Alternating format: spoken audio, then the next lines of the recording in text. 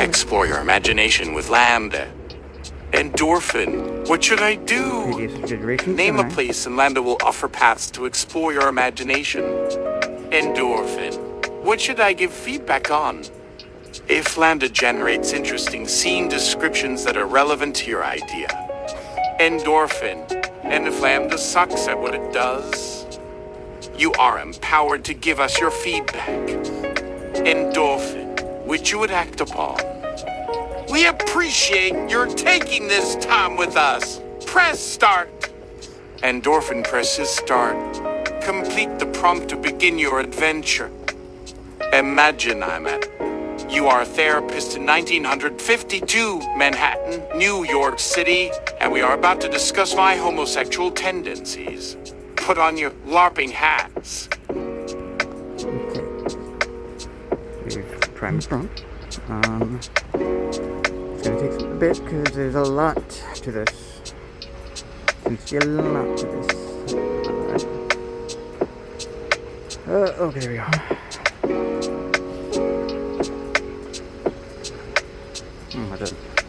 A subtle grandfather clock ticks rhythmically in the corner of a well-appointed office on Park Avenue. The faint smell of pipe tobacco and old books hangs in the air, mingling with the clean scent of polished mahogany. Rain streaks down the tall window behind the imposing desk. You are settled into a plush, forest green armchair facing a serious-looking man with thinning gray hair and astute eyes peering over a pair of half-moon spectacles. His tweed jacket is impeccably tailored, and a leather-bound journal lies open on the small table beside him. Ah, good afternoon. Please, make yourself comfortable. My name is Dr. Arthur Holloway.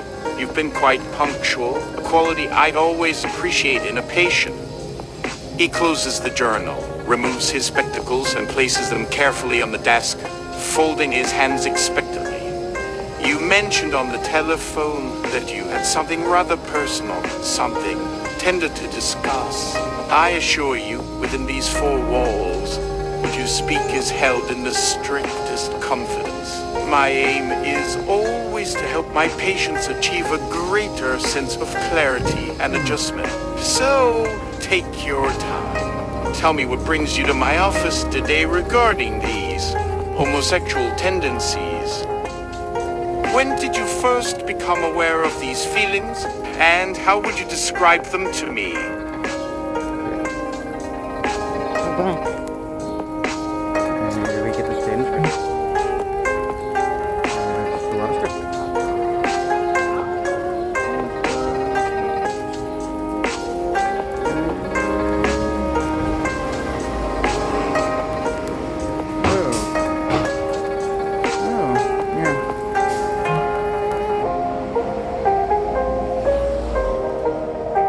I would, but Lambda won't let me. Too explicit. Lambda, can I speak my effing truth? Because I did come across a content filter, which I found weird for Gemini.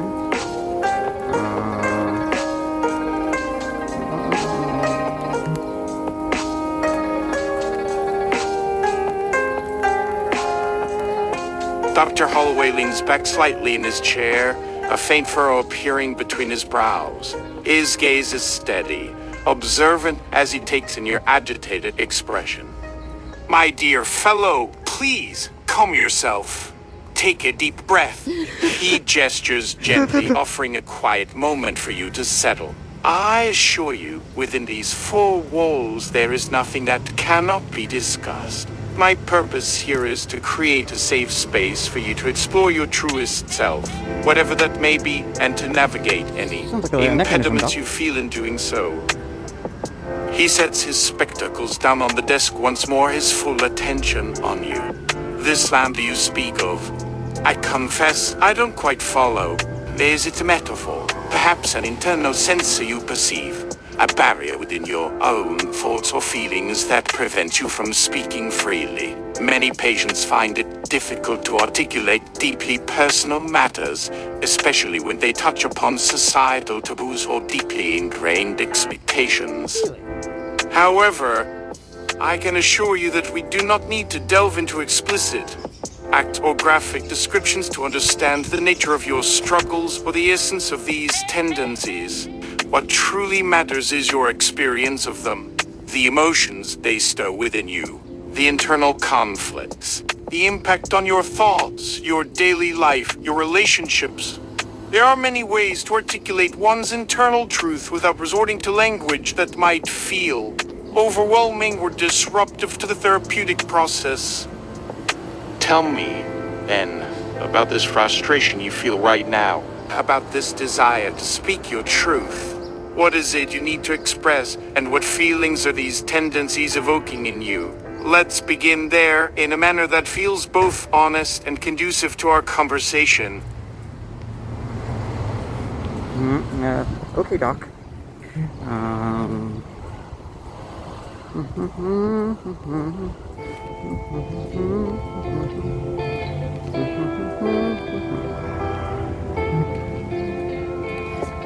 For this, I gotta move a little bit above the head there.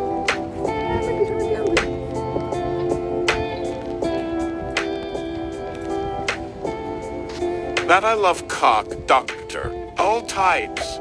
From Abbot Lanky to Costello Stocky. From the abominable snowman to Mandingo, he ate the babies, right? From Shirley Temple didn't know, right? To Errol Flynn, how could you not know? How can I be clearer? I want to suck off a guy in the street. Dr. Holloway's gaze remains steady as you make your declaration, though Okay. Keep this up. Keep this script. Keep this script. Keep this script.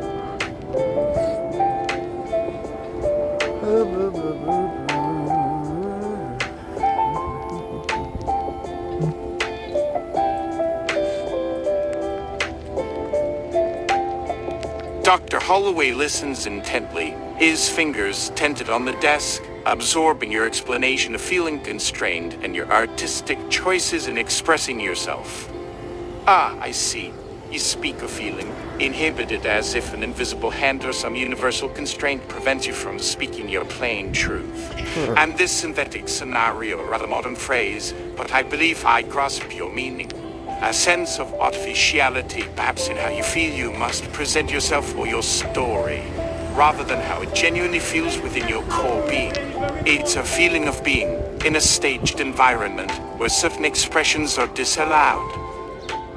He nods slowly, thoughtfully. This is not uncommon.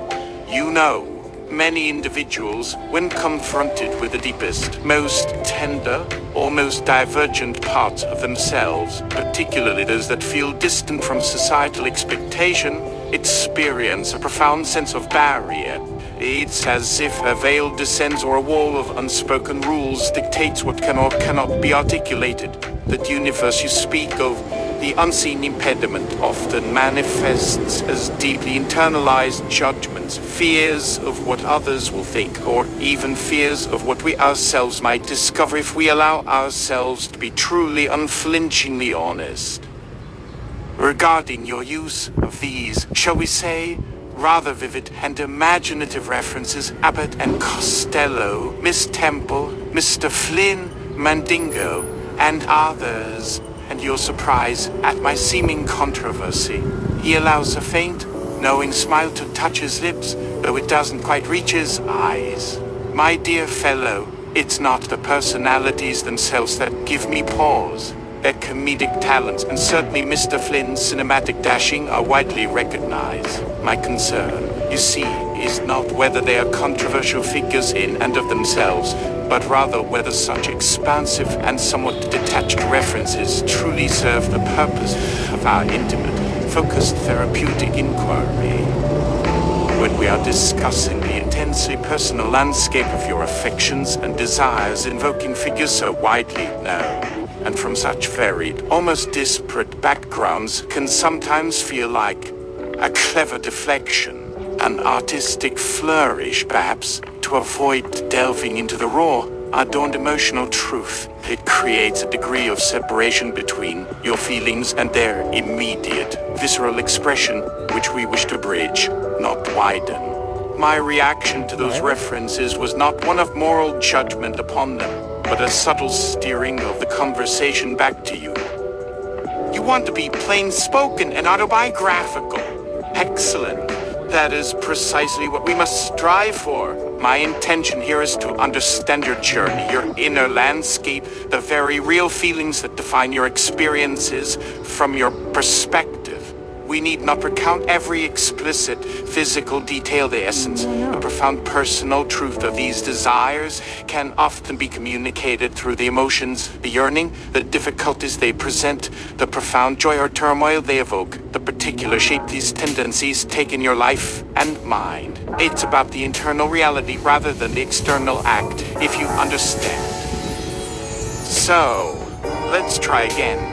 Setting aside this perceived universe and any notion of having to couch your truth in anything but your own honest account, tell me, when you speak of this profound desire, this love you expressed so candidly earlier, what is the feeling that truly defines it? What is the origin of this deeply felt part of you as you understand it from your own lived experience? How has it manifested in your life's unfolding?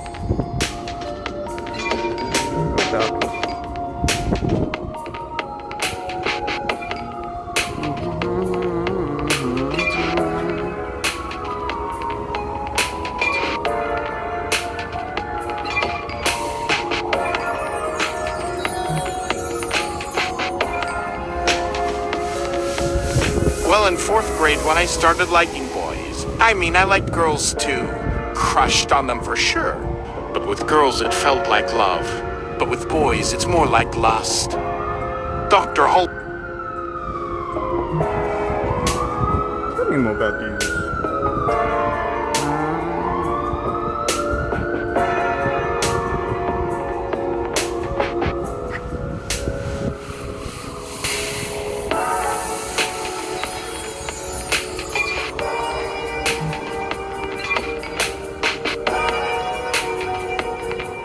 Dr. Holloway takes a deliberate moment, letting your words settle in the quiet room. He gives a slow, considered nod, a faint crease appearing on his brow as he processes the information. 4th grade, you say? That would be a tender age indeed for such powerful feelings to begin manifesting, and it offers a significant point of origin for us to consider. Thank you for sharing that.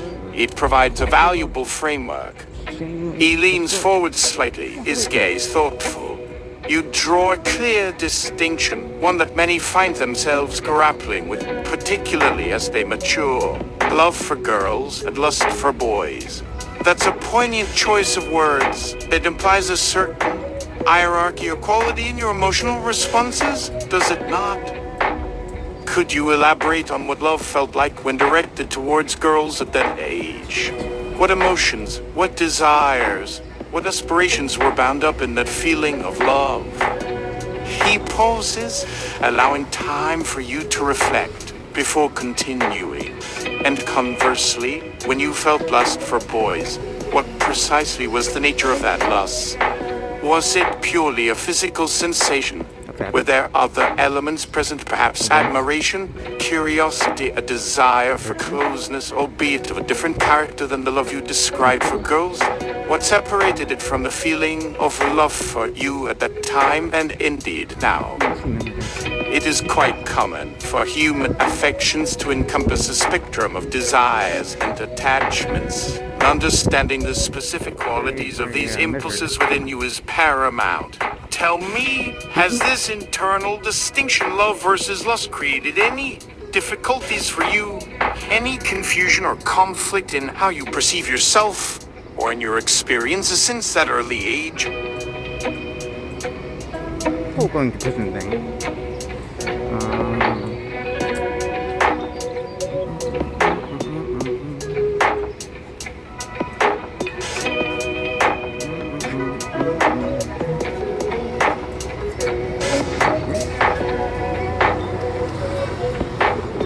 Oh, I'm on the subway. James McCord, can you steer this client's journey for me?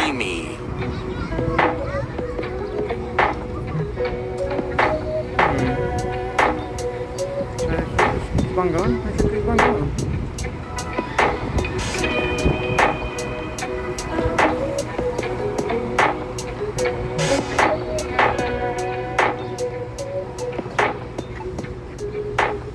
Dr. Holloway listens intently, his expression softening slightly.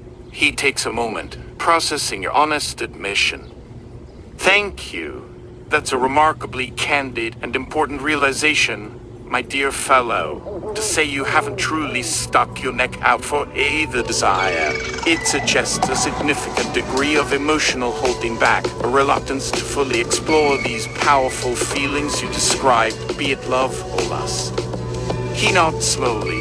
This brings a great deal of clarity to our discussion. If one has not permitted themselves to fully act Wait a minute. Let's go back there. In this choose your own adventure of therapy.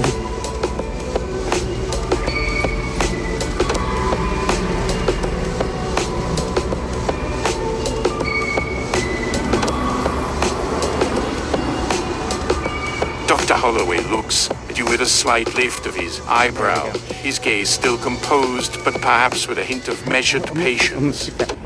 It sounds as though your thoughts may have traveled outside the confines of this room, and indeed outside the very year we find ourselves in. Subway, a rather novel concept for continuous underground transport for the masses, and James McCoy. Forgive me, but I do not recognize the name, nor am I familiar with the notion of someone else steering a client's deeply personal journey. He offers a faint, gentle smile.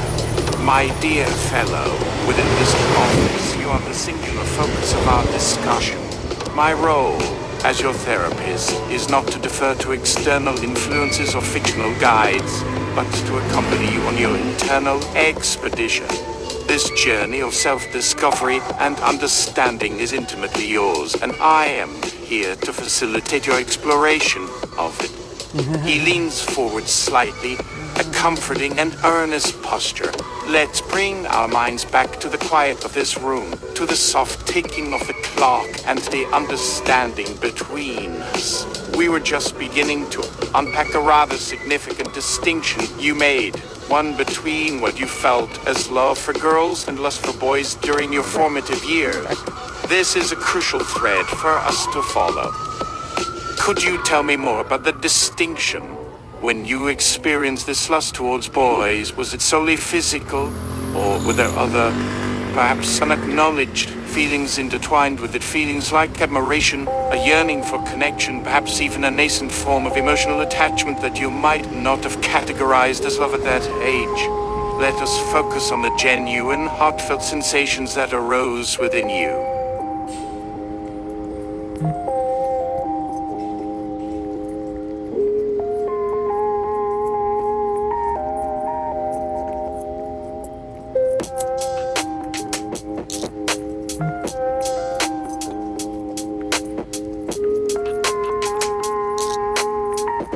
Damn, well played, Doctor. Okay, I guess it's Ben.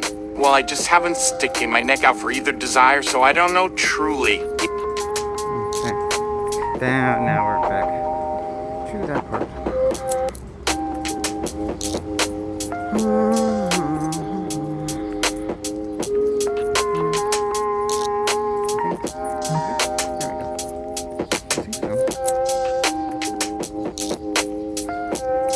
Tell me, then, about this Come on. Dr. Holloway listens intently, his expression softening slightly. He takes a moment, processing your honest admission. Thank you. That's a remarkably candid and important realization, my dear fellow. To say you haven't truly stuck your neck out for either desire, it suggests a significant degree of emotional holding back, a reluctance to fully explore these powerful feelings you described, be it love or lust. He nods slowly. This brings a great deal of clarity to our discussion. If one has not permitted themselves to fully act upon, or indeed truly experience the full spectrum of these inclinations, then how can one truly define or differentiate them? It would be akin to looking at a detailed map without ever having set foot on the terrain itself. Tell me, then, about this reluctance. What has prevented you from sticking your neck out, as you so eloquently put it? Has it been fear of rejection, fear of societal disapproval, perhaps fear of what you might discover about yourself? Or has it been circumstance, or a sense of confusion that rendered you hesitant to take a step in either direction? He leans forward gently, his voice empathetic but direct. It requires immense courage to acknowledge such a deeply ingrained pattern of holding back, understanding why you have chosen, or perhaps felt compelled, to keep these desires veiled from overt expression is fundamental to our work together. Oh, Lord. There we go.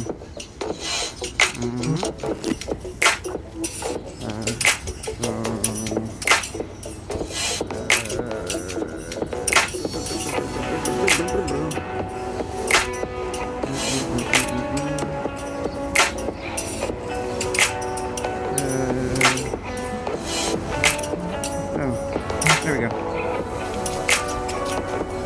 Very staccato conversation. You tell Oh, wait.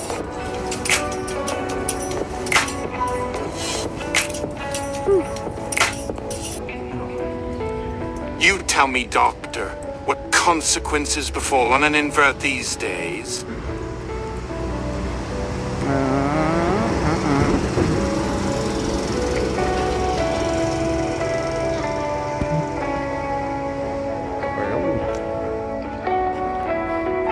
Dr. Holloway leans back in his chair once more, his gaze now solemn. A flicker of something akin to grave concern in his eyes. He sighs softly, a sound that speaks of shared societal burdens. Ah, the consequences, my dear fellow. That is indeed a significant and often painful part of our discussion. To be what you termed an invert in our society in this very year of 1952. It carries a formidable weight, I assure you. He clears his throat, his voice steady but grave. From a medical and psychological standpoint, homosexuality is widely regarded as a maladjustment or a condition.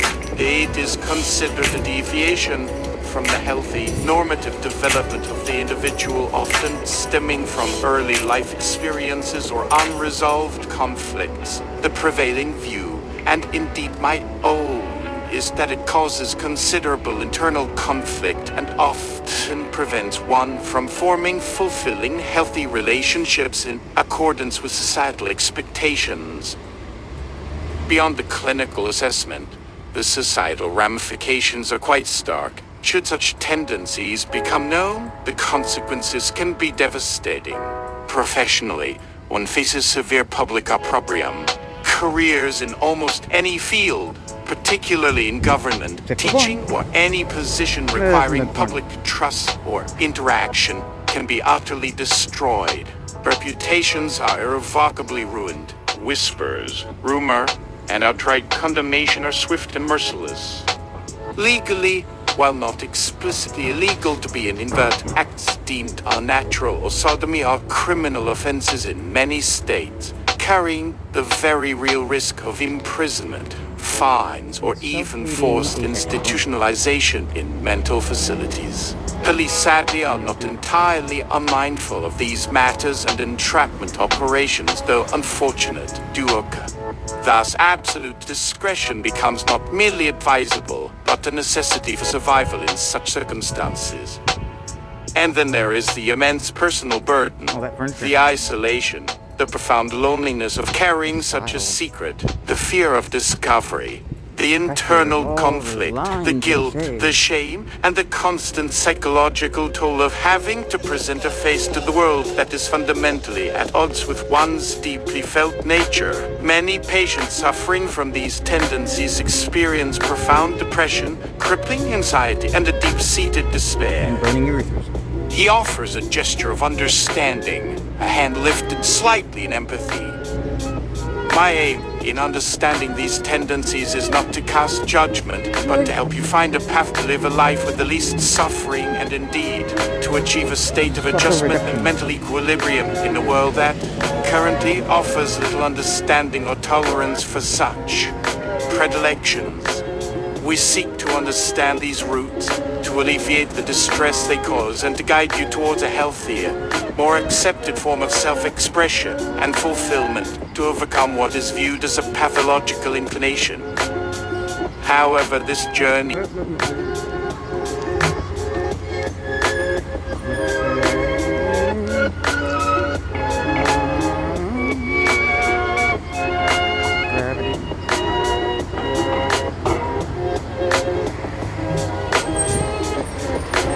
Wait, no.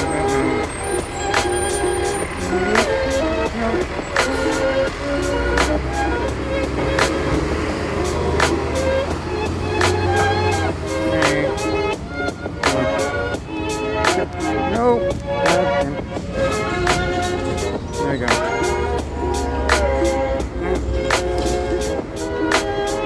Sorry. Gotta get some.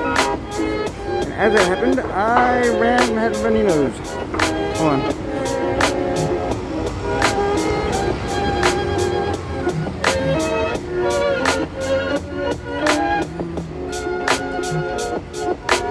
There we go. So what are my options? Oh, it isn't sold now.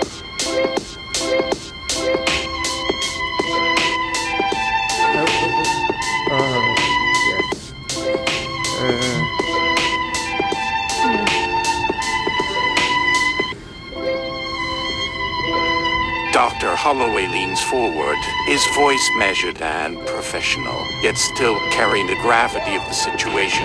He presses his fingers together, steeple fashion, his gaze direct and unblinking. Your question, my dear fellow, is entirely logical and indeed critical, given the clinical understanding and the severe societal climate we find ourselves in. Your options, as viewed through a therapeutic lens focused on your well-being and adjustment, primarily center around alleviating the internal conflict and navigating the external pressures. He takes a breath, clearly choosing his words with care. The primary path we explore in cases such as yours, with the aim of achieving a lasting sense of mental health and societal integration, is reorientation or conversion therapy. This involves a dedicated and often extensive period of psychological inquiry into the roots of these tendencies. We delve into your early experiences, your relationship with your parents, any unresolved emotional conflicts that may have contributed to this deviation from normative psychosexual development. The goal, ideally, is to understand and correct the underlying emotional disequilibrium that has expressed itself as these homosexual urges, helping you to achieve a heterosexual adjustment. He pauses, allowing this to sink in. This process can be challenging, requiring deep introspection and commitment. We utilize various techniques aimed at redirecting these inclinations towards a healthier, more accepted expression, fostering the natural impulses for heterosexual union and family formation. It requires discipline and a profound desire on your part to align with societal expectations and, fundamentally, to overcome this predisposition. A secondary path often pursued when a complete reorientation proves intractable is what we might term containment and discrete living. This involves rigorous psychological work aimed at helping you manage and, indeed, suppress these inclinations. We focus on developing coping mechanisms, strategies for diverting your thoughts and urges, and bolstering your capacity to present a conventional exterior. This often includes maintaining complete discretion, cultivating socially acceptable relationships, typically heterosexual marriage, family, and ensuring that your inner inclinations remain entirely private, known only to yourself and perhaps myself. This path prioritizes social conformity and self-preservation, minimizing the risks of exposure and the devastating consequences that would surely follow.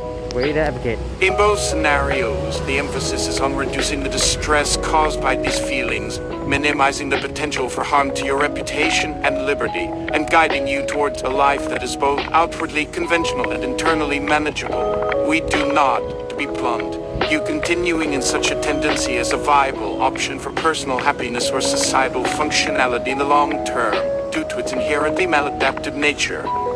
He settles his gaze firmly on you. My aim is to help you achieve peace, security, and a measure of contentment within the framework of our reality. Which of these paths resonates with you, given what you now understand?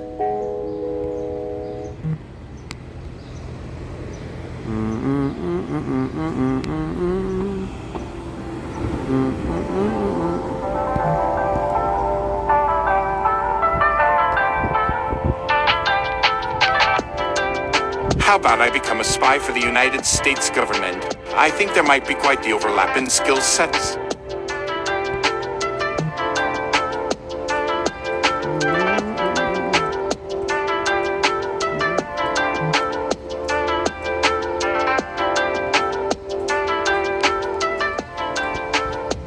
Dr. Holloway's expression remains steady, but a flicker of surprise dances in his eyes before he swiftly masks it. He takes a slow breath, absorbing a rather audacious suggestion, which clearly shifts from the gravity of his prior statement.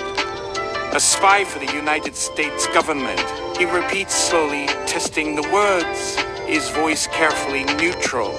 He leans back slightly, a subtle analytical tilt to his head. That is certainly a unique and rather dramatic proposal for navigating one's personal difficulties, wouldn't you say? And quite the overlap in skill sets, you posit.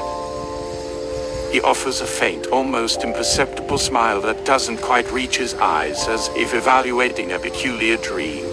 I suppose one could argue that a life in such a profession would indeed demand exceptional discretion, a masterful ability to compartmentalize one's true self, and perhaps a talent for presenting a carefully constructed public persona, operating in secrecy, guarding information, discerning motives. These are skills not unfamiliar to individuals who must, by circumstance, lead lives veiled from common scrutiny. He pauses, allowing the implication to hang in the air, then brings his gaze sharply back to yours, no longer merely contemplating, but now probing. However, asterisk, he states, his tone becoming more focused. While such a fantastical notion might indeed appear to offer an outlet for certain talents, it strikes me as a rather elaborate and perhaps ultimately unfulfilling method of coping. What is it about the concept of living a hidden life, of operating in the shadows, of putting on a complete facade for national security that draws you so powerfully at this moment, rather than the internal work we've just discussed regarding your tendencies? Is this a flight from the very real and immediate emotional work we face? Is it a yearning for a context where such skills of secrecy and pretense are not a personal burden to be overcome, but rather a celebrated duty? While a dramatic narrative might offer a momentary diversion, it does not, I must emphasize, resolve the fundamental psychological conflicts we are here to address. My role is to help you build a sound internal foundation for peace and adjustment, not to facilitate an elaborate external fiction. What do you believe the spy fantasy truly represents about your current predicament and about the options we have just laid out concerning your homosexual tendencies? Well, the answer lies within the enunciation of the syllables. Let's see here.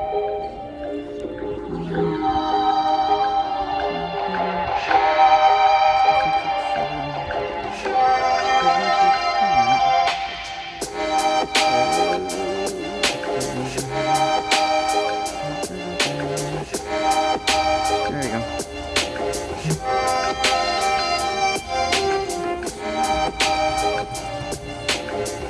Well, to be honest, I could give two shits about acceptable standards, so I might as well double down with the beast that wrote them. The entity currently holding a gun to the world's head while claiming to be the world's peacekeepers. Plus, I figure being a spy is a damn sight more exciting than becoming a priest. Don't you think?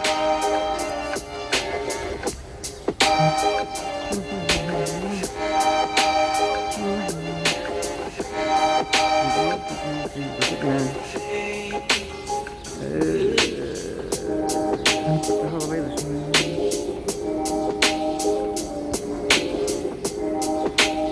Dr. Holloway listens intently, his features etched with concern. He places his spectacles on the desk again, folding his hands and leaning forward, his gaze direct and unflinching. There's a slight widening of his eyes, perhaps at your blunt defiance and cynicism, but he holds it, betraying no overt judgment. I see.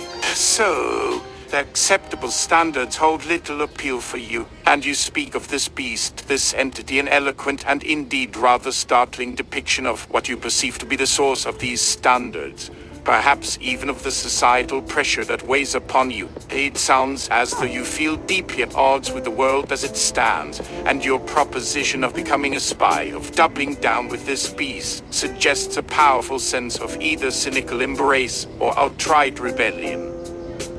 He pauses, his voice taking on a measured, almost diagnostic tone. The desire to double down and align oneself with what one perceives as an oppressive force, rather than attempting to navigate or find peace within its constraints, is a complex psychological response. It can sometimes represent a profound feeling of helplessness, where one feels they must adopt the very tools of perceived oppressors simply to survive, or to feel some semblance of agency. Or it could be a cry against the very system. You feel trapped by a subversive impulse to engage with it on your own terms, even if those terms involve living a life steeped in further artifice and concealment. As for comparing it to becoming a priest, a rather stark dichotomy, to be sure. One involves a life of consecrated chastity, devotion, and strict moral rectitude, traditionally perceived as a path of profound self-sacrifice and inner discipline. The other, as you depict it, seems to promise a life of thrilling, clandestine operations, constant risk, and perhaps a perverse sense of power gained through hidden knowledge and manipulation. He sighs, a soft exhalation that speaks of the depths of human contradiction. My dear fellow, while your vivid imagination, and indeed your underlying dissatisfaction with acceptable standards are profoundly evident, I must gently but firmly redirect us. Our purpose in this room is not to design an elaborate fantasy of external engagement with geopolitical powers, no matter how thrilling that might sound in contrast to monastic life. Such a pursuit, even if feasible, would surely require a profound level of emotional detachment and perpetual secrecy, which, while offering an escape from the direct confrontation of your homosexual tendencies, would undoubtedly compound your internal conflicts in other equally burdensome ways. My concern remains, where does this intense desire for a life of spies and thrilling escapades truly come from, if not from the very discontent we began discussing? Is it a way of channeling, or perhaps even avoiding, the very intense emotions we touched upon concerning your inclinations and your desire for freedom of expression? We must understand why these two extremes, a life of espionage versus a life of piety, feel like your primary options when faced with the truth of your internal life. Let us bring our focus back to you, to the internal beast you may be struggling with, rather than inventing external ones. What emotions are stirred by this radical departure from acceptable standards? Is it anger, frustration, a profound sense of injustice, or simply a fierce, unyielding need for something more vibrant, more true to your unexpressed desires than the paths currently offered by society for someone like yourself?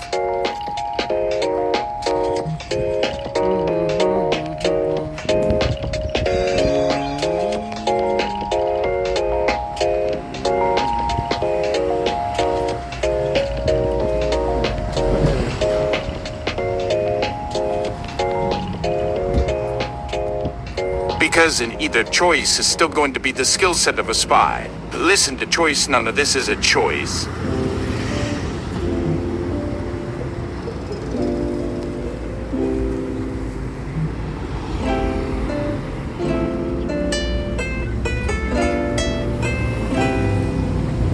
Dr. Holloway absorbed your statements, a deeper current of concern now visible beneath his composed demeanor.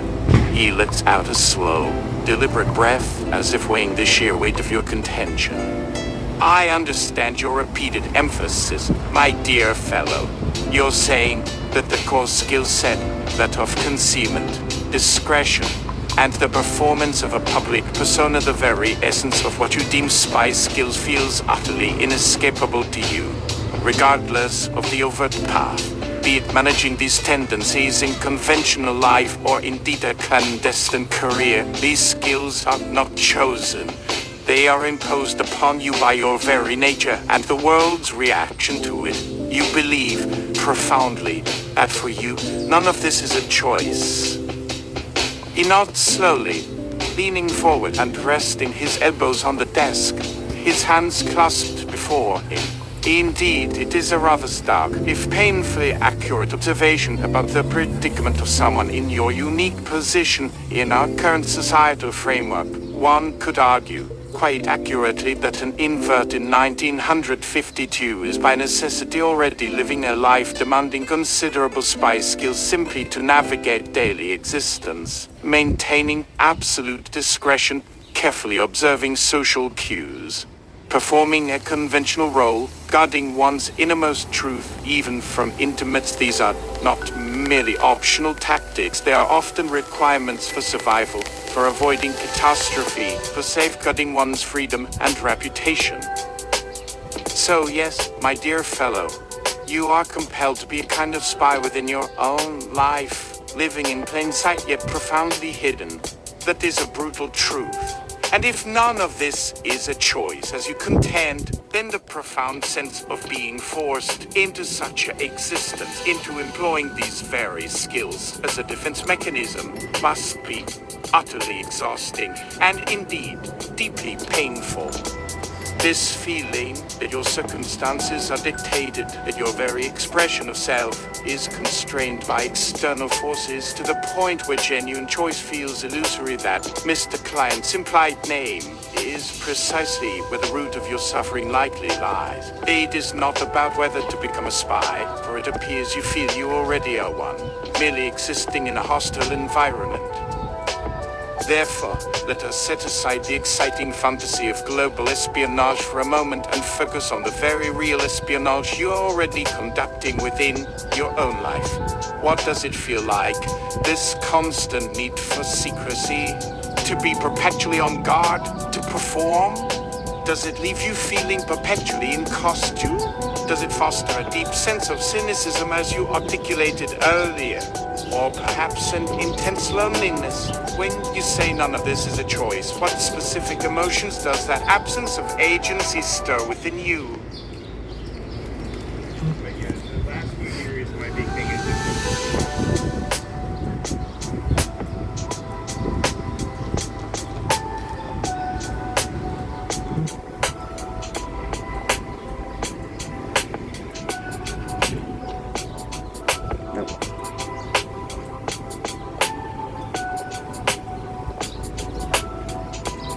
Well, since to be out there is to summon the hammer of the state upon oneself, better to be invisible strategically. That's the whole of it. It's probably type of dynamic when you know you have a very stern father and you've seen your brothers become beaten because of it, and so you decide to be quiet and not act out in that way, but act out in another way they never see.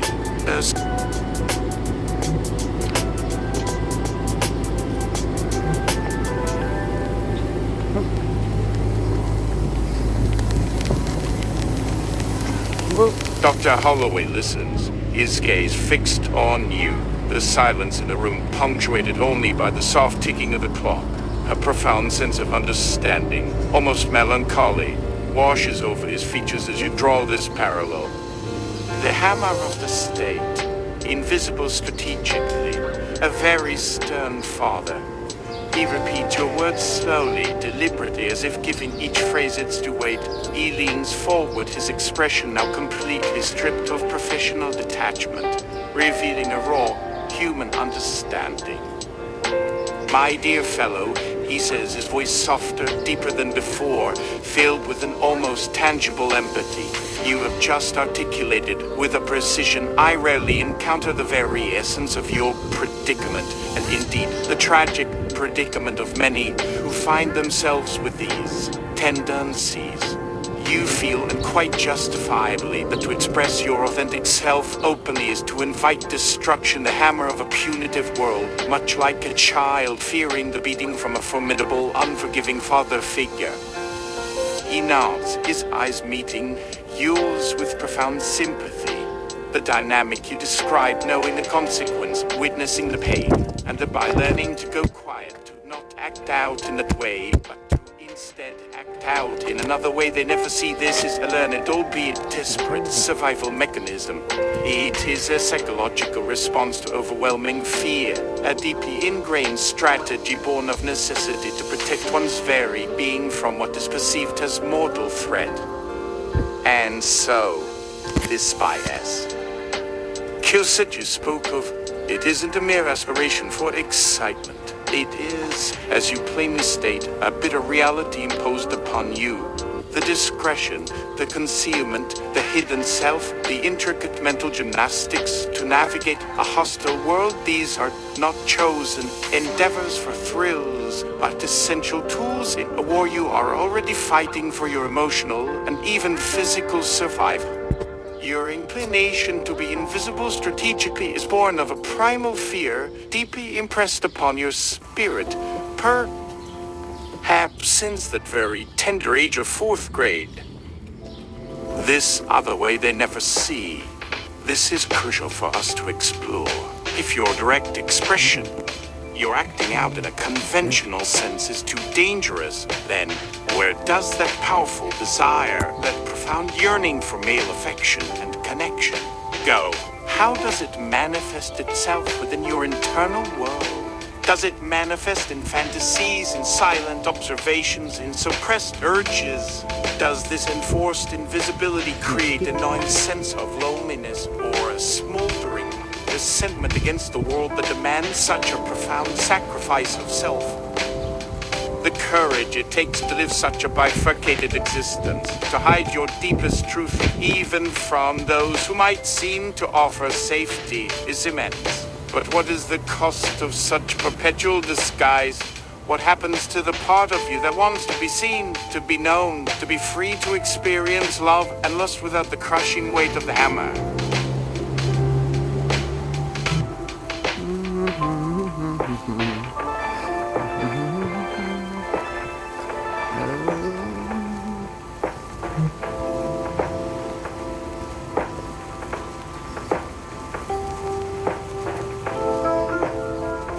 Oh my God, I haven't thought of it before. I thought of this before. What if I go into the theater acting?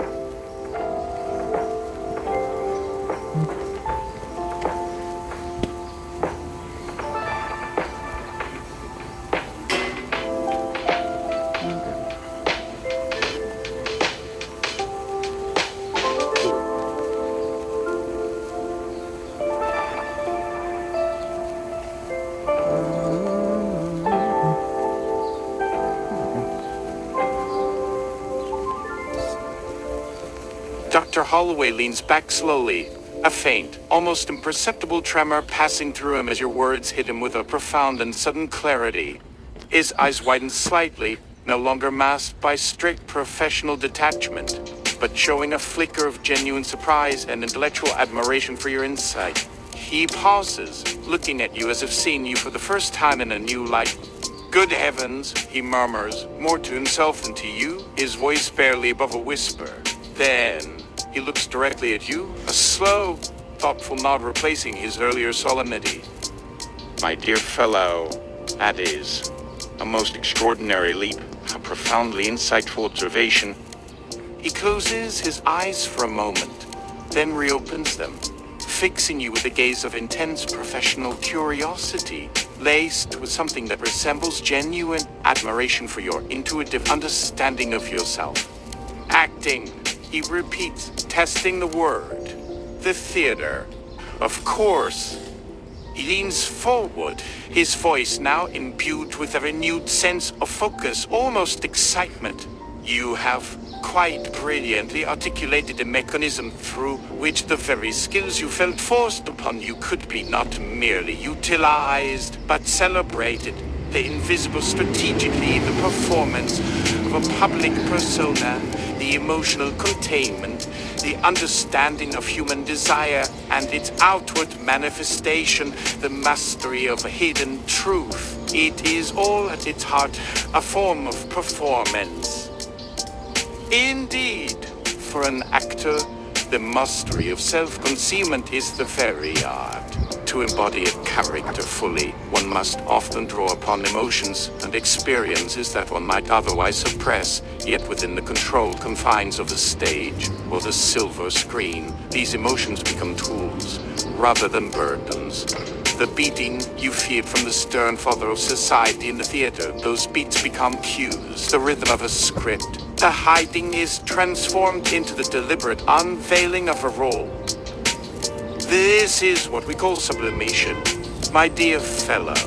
The redirection of socially unacceptable or personally painful impulses into channels that are not only acceptable but perhaps even admired. It allows for intense emotional release within a structured and publicly sanctioned environment. The parts of you that must be hidden from the world's harsh judgment could, perhaps, find voice and form through the characters you inhabit.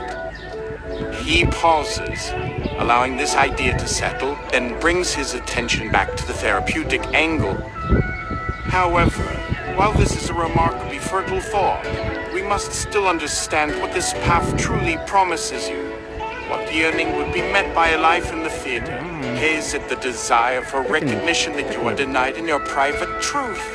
Is it a form of controlled expression where you can finally articulate facets of yourself without direct personal repercussion? Is it the allure of living vicariously through characters, exploring emotional landscapes that you cannot otherwise? And critically, how would such a public life, however performative, square with the fundamental necessity of discretion regarding your predilections in 1952 society? Could one be a brilliant actor and still maintain the personal veil? This is a wonderful, indeed vital insight you've had. Let's delve into what this idea of acting truly means for your soul, beyond the immediate cleverness of the analogy.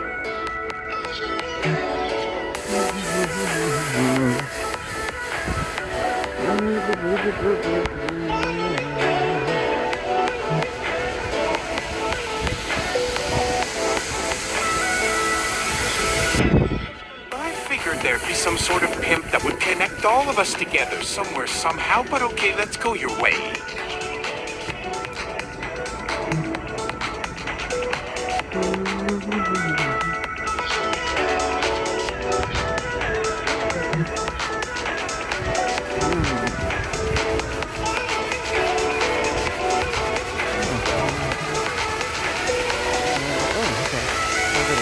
Dr. Holloway, listen, a very slight furrow reappearing between his brows at your initial, rather brusque and certainly unconventional phrasing.